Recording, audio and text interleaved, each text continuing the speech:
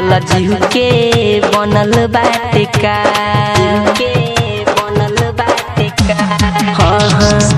अखिया के काजल तोहर कइले बा पागल जीव के बनल बाटे का तुहरा ओठ लाल लाल जाने करता हलाल जाने करता हलाल तुहरा ओठ लाल लाल जाने करता हलाल जाने करता हलाल।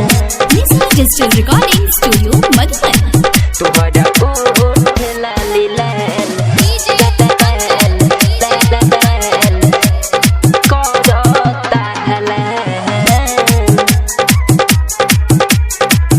करता हलाल। देखी के रूप तुहर भइनी हैरान हो गलिया के दिल तोहर मारत जान हो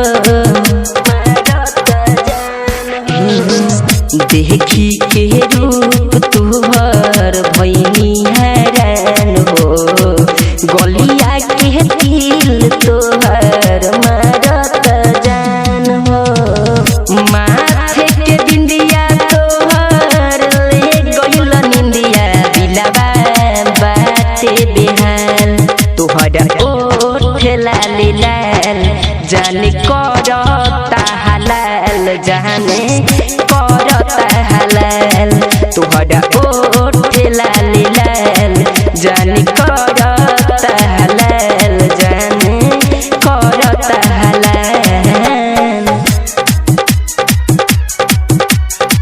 तुहरा ओठ लाल लाल करता हलाल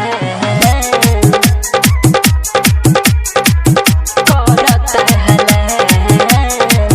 केतनो हटाई नजर हटे ना नजरिया राइटर नीतीश के दिल में बसलू भीतरिया